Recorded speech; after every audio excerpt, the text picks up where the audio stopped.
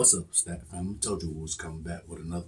We got Larry Bird stories, super competitive, and I took it personal moments. This is a live reaction. Make sure you hit that like button, hit that sub button, and comment below. Let get it.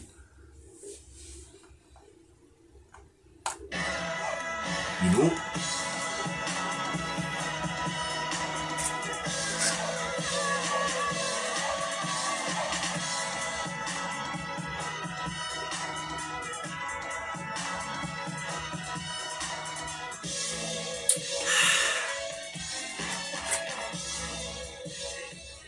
Basketball is a game of guards, forwards, centers, and Larry Bird. He was a bit of all three, sort of a greatest hits album in shorts.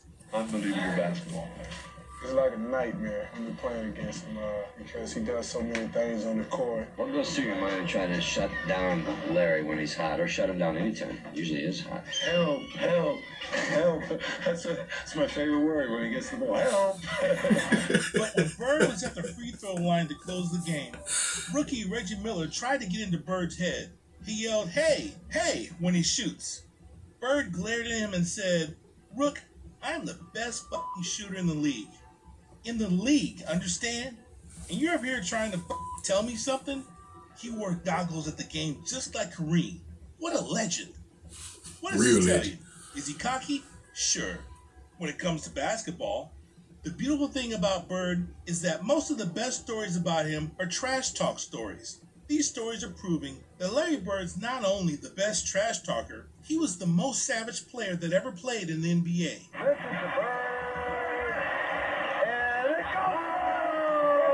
The extra and probably most epic one, trash talking wise, a bad elbow kept him in the Holiday Inn while his teammates lost Game 3 to the Cleveland Cavaliers. That was bad enough. But when the Cleveland fans and moronic electronic media had the audacity to cry, "We want Bird," Larry needed no more invitation to suit up for Game 4. Game for the Cavs in the backcourt, replacing World. Bird and Edgar gets around him. That's vintage Larry Bird. They don't know what they're saying, he snarled. They don't want me. They don't want no part of me. I'm going to throw both barrels at them. He waved to the crowd. He took a lap around the floor, and then he buried the Cavs with 34 points, 14 rebounds, and 7 assists. Larry said, "I remember one of the referees came up to me before the game and said that if the crowd came out of the stands, they would protect me. Oh, I had the fans riled up, but I knew we'd play well because I knew the other players would back me up. I was ready to play that night." On a West Coast trip, Bird told the entire Dallas Mavericks bench that after the timeout, Ainge would inbound the pass to DJ, who would hit Bird on the corner where Bird would step back and take a three. "So you got that? I'm going to stand right here. They'll pass me the ball, and the next sound you hear will be the ball hitting the bottom of the net." He gets that one, so it's a 2-point Dallas lead.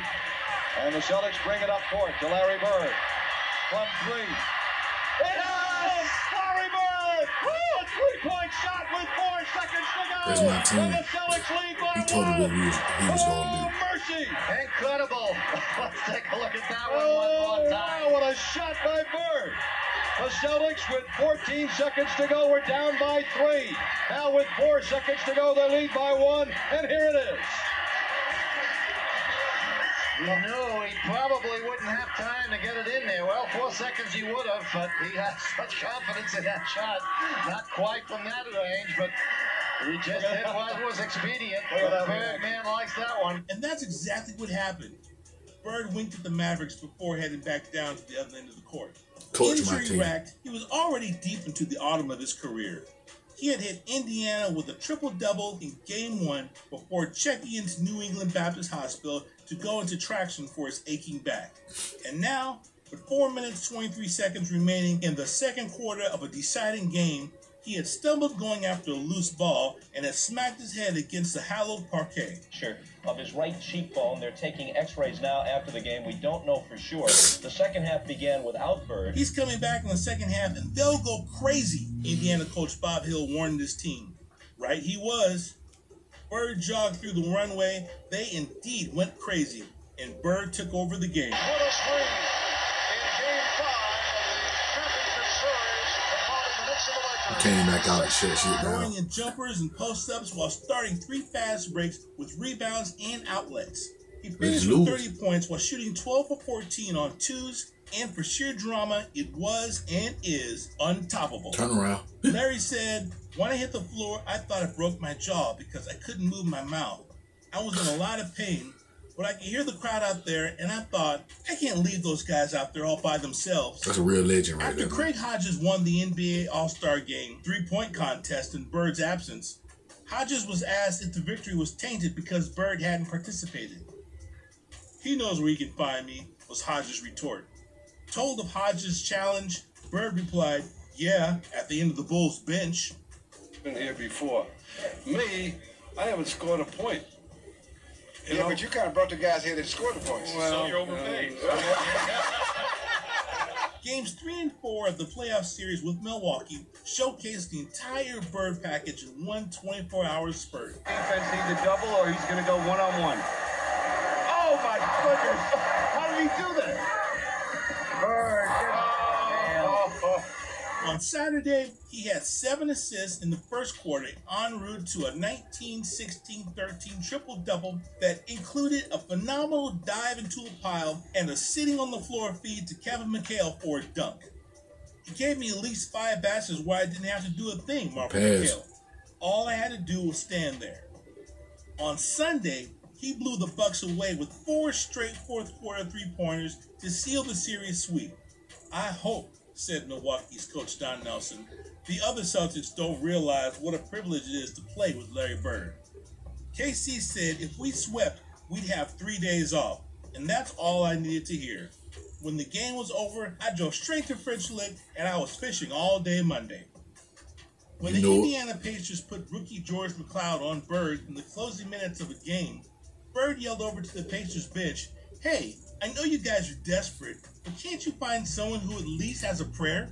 After Bird made 4 straight baskets with Rodman guarding him, he ran over to Chuck Daly and asked, "Who's guarding me, Chuck? Is anyone guarding me? You better get someone on me or I'm going to go for 60. Then he continued the banter the next time he got the ball with Rodman inches away. That's a step play. What a beauty. Johnson bounces it to Bird. That was a step play. Should DJ off the glass. Larry Bird right there for the pass. And he's Never seen no shit like that. When the Lakers beat the Celtics by 33 points in Game 3 of the Finals, Bird said his teammates played like sissies. Swings the elbow, and now is yelling at Larry Bird. Underdogs, the Celtics went on to win the title. Actually, after winning the World Championship, after being the MVP of the playoffs, MVP of the league, what an honor that is, MVP of the league. It sure is. You know, after going through a tough season like you do, then at the end you start bringing in awards. It's a really great feeling because you know you accomplished something. Bird greeted fellow three-point shooting contest participants by asking which one of them would finish in second place behind him. Larry Bird, our winner here in the three-point long-distance shootout. The year after, Dale Ellis told the press that Bird didn't have much to say this year. There was no need to talk this time. We all knew who was going to win. I started talking a little trash to him, Horace Grant recalled. I'm saying, you're not going to score. You're not going to get this basket. I remember him then telling me exactly what he was going to do to me. He says he's going to fake me left, and then he's going to shoot a right-hand hook over me. And then he goes and does it and scores. To spread the Bulls defensively. That's crazy. Let's see if they wind it all the way down. Inside 10 seconds. You can't double yet. Now you can quickly. First jumper, good. 3.6 seconds left. Larry Bird gives the Boston Celtics a 2-point lead. That nails the turnaround. Knicks forward Charles Smith remembers when Bird barked, "Sorry, Charlie," as he released a long last-second shot to win the game. That kind of thing makes you want to jump on a guy. Has him. They go to Charles Smith. Bird blocks the shot from behind. Heat forward Glenn Rice said, "When Bird started lighting you up and talking trash, that's hard on you. It's like driving a stake through your heart." Hale a block on Cycling. Bird in the middle on the brain. Back from Gamble. Out the bucket. 36 points, 21 rebounds, 5 assists, 5 steals, 5 blocks. One stretch to 15 for 17 shooting. Was there anything else? As a matter of fact, yes. Larry also stopped a couple of 3-on-1 fast breaks. With Magic Johnson, injured knee, watching from the LA bench, Larry put on a majestic basketball clinic at the Forum, and he hadn't arrived in LA until 5 hours before the game. He told me he was going to do it, said Magic. He said, "Sorry you're hurt. I want you to sit back and watch. I'm going to put on a show for you." I heard Converse made a pair of Bird shoes for last year's MVP. Yep. When they made a pair of Magic shoes for this year's MVP. Okay, Magic, show me what you got. It was Game 7 of a heated emotional series with the Hubie Brown, Bernard King Knicks, and Larry was ready. Wrote Dan Shaughnessy, called a quadruple-double, 43 points, 12 rebounds, 10 assists, and a dozen standing ovations. The crowd is chanting MVP for guess who at the free throw line. Oh, you know you legendary. You know you legendary when the crowd chant MVP now. Larry hit a 16-foot baseline fall away some 14 seconds into the game, and that was a signal he was in complete control. I remember making that left-handed shot right in front of their bench. Absolutely. That game was one of my highlights. That's crazy. There was never, ever a night like it. Game time temperature, 97 degrees. In ridiculous, almost inhuman physical conditions. The hottest place in this city, literally. There is no air conditioning in this ancient building. And down there on that familiar parquet floor, the Lakers will have a bottle of oxygen alongside their bench. Larry shot 15 for 20 en route to 34 points and 17 rebounds as the Celtics take a 3-2 lead over the heated Lakers. It was a 48-minute steam bath, snorted Pat Riley. Larry said, "Everybody complained about the heat, but I felt great out there. I remember running by the Laker bench and seeing them sitting there sucking in oxygen, and I felt like I could run forever. The crowd was really into it that night." The basket by Bird is good, and there's a foul. On March 3rd, McHale set a Celtics scoring record with 56 points. He should have gone for 60, Larry said. 5 games and 9 days later, Larry torched the Atlanta Hawks for 60, not including a three-pointer that was waved off. How hot was he? Larry had one blitzkrieg of 32 points in 14 minutes. How outrageous were some of those shots? One-on-one, a couple of astonished subs fell off the Atlanta bench. Bird, 14 seconds, he got fouled. He hit the shot. They're not going to count it. McHale grabbed an offensive rebound and fired it back to Bird for a buzzer-beating foul line jumper. And hit it at the buzzer. Bird has 60 points.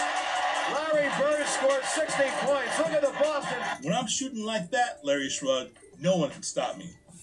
As for Kevin, yeah. I told him at the time he made a big mistake by not going for 60. It was as good a mano-a-mano duel as the NBA playoffs had ever seen. Fourth quarter, Game 7, Eastern Conference quarterfinals. Larry Bird versus Dominique Wilkins. For 3 quarters, it was an even, high-level battle. Oh, they're pinned down. In the fourth, they each put their teams on their backs and said, "Let's go." Shot. Dominique had 15 of his 47 in the fourth, but Larry trumped him by shooting 9 for 10 and scoring 20 of his 34 in the 12 minutes as the Celtics won 118-116. The Bird summation? Hell, this is my building. Backboard. You're fake. There's no doubt I'm in control of what I do out there. I can score any number of points my team wants me to. If they give me the ball in the right situations, I can rebound, I can pass. And as if 47 points, 14 rebounds, 11 assists, and the game-winning basket with 3 seconds left in overtime weren't enough, Larry spiced this one by making 7 left-handed shots. Memorial Coliseum was always one of his favorite arenas, but this was his Northwest Picasso.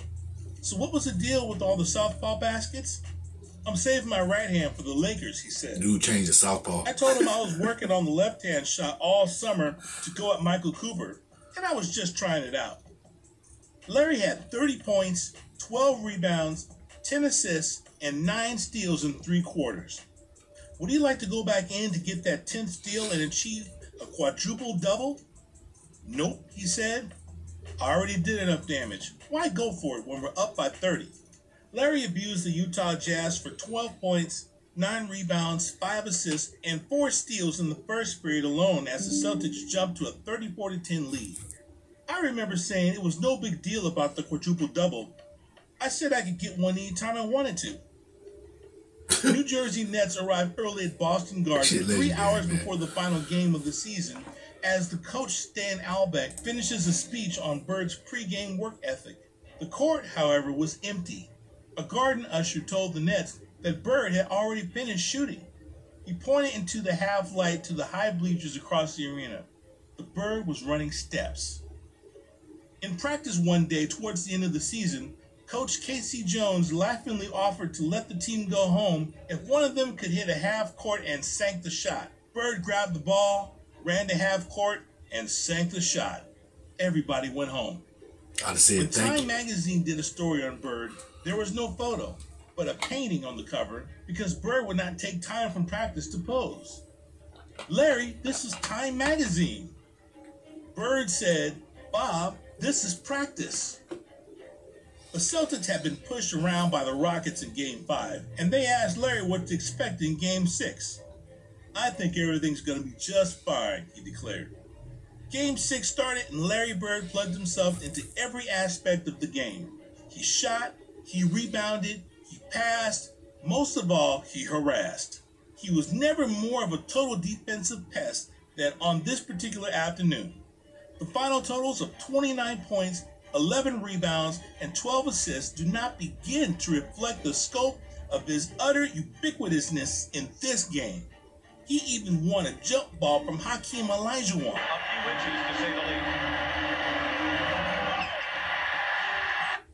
That was the only game I thought I was totally prepared for.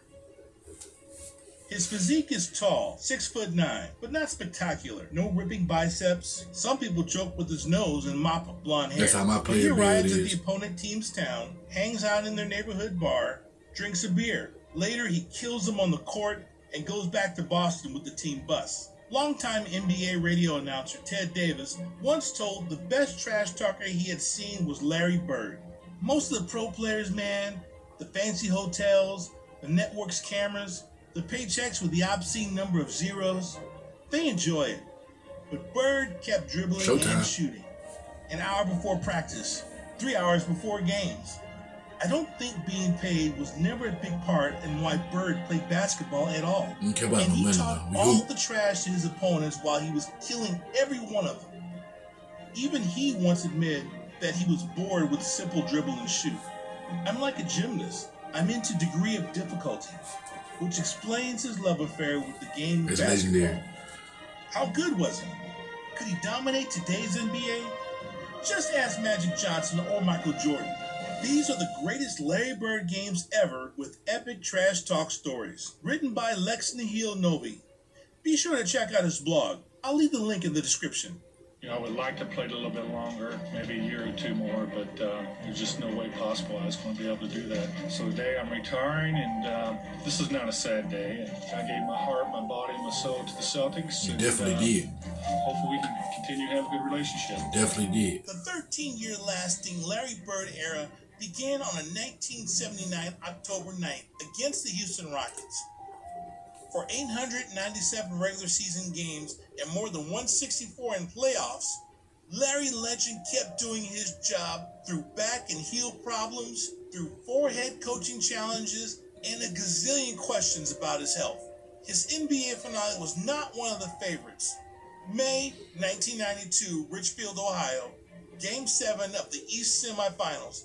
He played a poetically appropriate 33 minutes, shot 6 of 9 while scoring 12 points. Only 12 because he was done with playing basketball.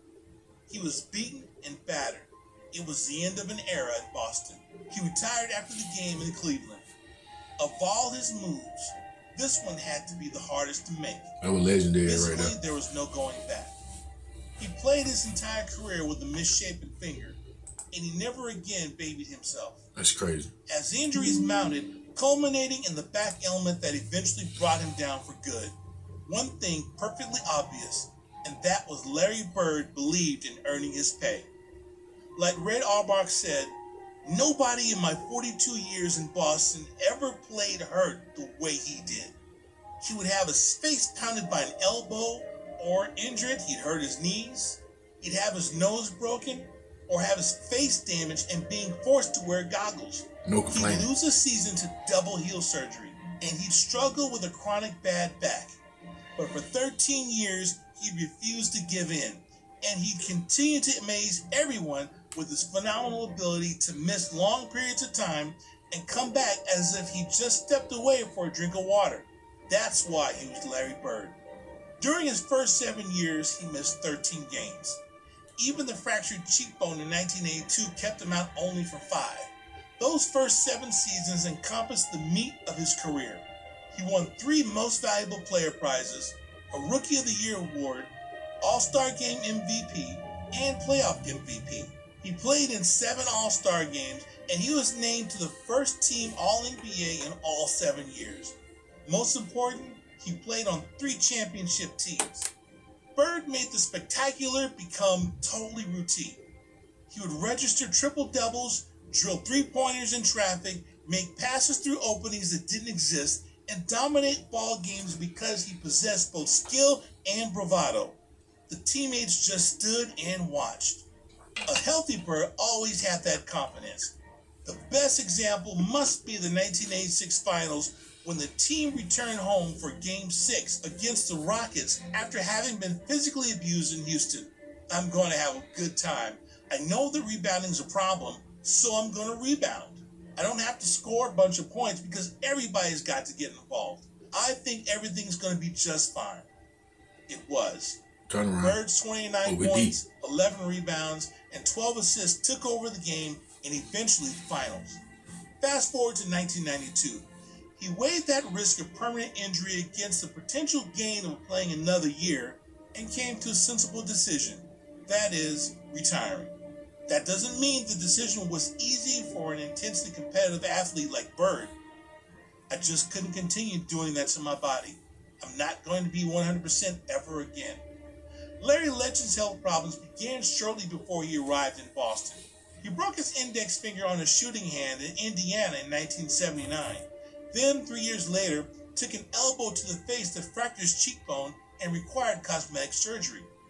Elbows continued to pose problems throughout the 80s. He developed bursitis in his shooting elbow. One opponent's elbow broke his nose, and another's fractured his eye socket. Heels also were trouble, with Bird requiring surgery to remove bone spurs that were irritating his Achilles tendons. Bird's back, however, proved to be his true Achilles heel. He missed 2 exhibition games after hurting his back in a collision in 1990, then sat out another 7 games of the season. The next summer, he had disc surgery he thought would solve his problems, but his back flared up again and again, forcing him to sit out much of the season.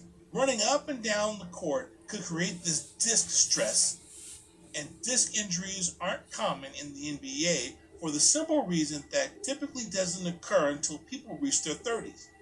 Bird, however, is even more unusual because he was afflicted by a narrowing of the bony spinal canal that usually doesn't crop up until you're in your 50s or 60s.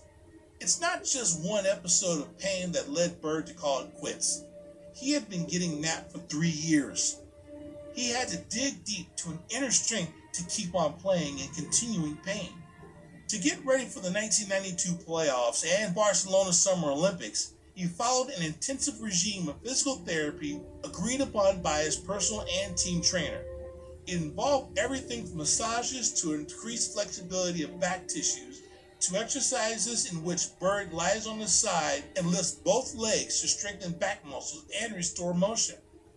He also did aerobic workouts in a swimming pool, lay flat on the floor after sitting for long periods of time, and stretched out on fold-down seats when he was traveling abroad. In 1992 summer, the legendary Dream Team in Barcelona was the last time Bird played professional basketball. The last couple of years have been very tough on me, on my back and my body. It was very hard to deal with day in and day out. But, I would like to play a little bit longer, maybe a year or 2 more, but There's just no way possible I was going to be able to do that. You can see it in his eyes, and he didn't want to stop. Make you shed a tear out there now. Real legend right there, man. The entry into the NBA of Larry Bird and Magic Johnson in 1979 is regularly cited as the turning point in television success for the league. But it was not as if the money was a measurement. The NBA was in very tough shape when Larry and Magic arrived. It was not a matter of who was playing, but the problems it had with the Players Association and the public's perception of the heavy use of drugs. It was only when the league turned these things around that it took off. Although the Celtics and Lakers opposing in the playoffs really helped because the playoffs are of top-heavy value to television.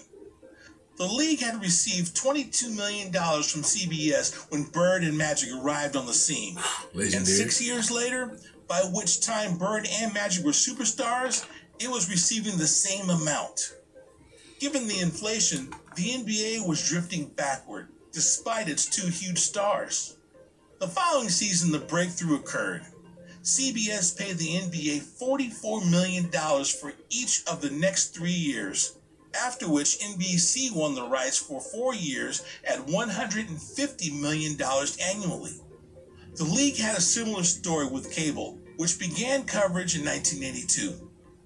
ESPN and USA combined for 100 telecasts per season for a slim $5.5 million per year. 2 years later, TBS took over alone for $10 million per season, raised that to $12.5 million 2 years after that, and to $25 million per season 2 years later. By that time, Magic and Bird were being considered arguably the greatest guard and forward in the sport's history. The NBA did not hit the cable jackpot until 1990 on TNT, averaging $69 million annually on a pact with 2 seasons to run. Magic Johnson and Larry Bird revitalized a struggling league. The 80s was their decade. Both careers were linked throughout their NBA history. They met in the 1979 NCAA championship game and 3 times in the NBA Finals. Each won 3 MVP awards. Perhaps because they were so competitive, so much alike, it took them several years to become friends. We used to never speak to each other. We both wanted to win so badly that we hated each other. I respected him, but I didn't like him. Magic Johnson said this in 1987, so guess it. Finally, lest the impact of Bird and Magic be underrated, the highest rated college basketball game in history was the 1979 championship match.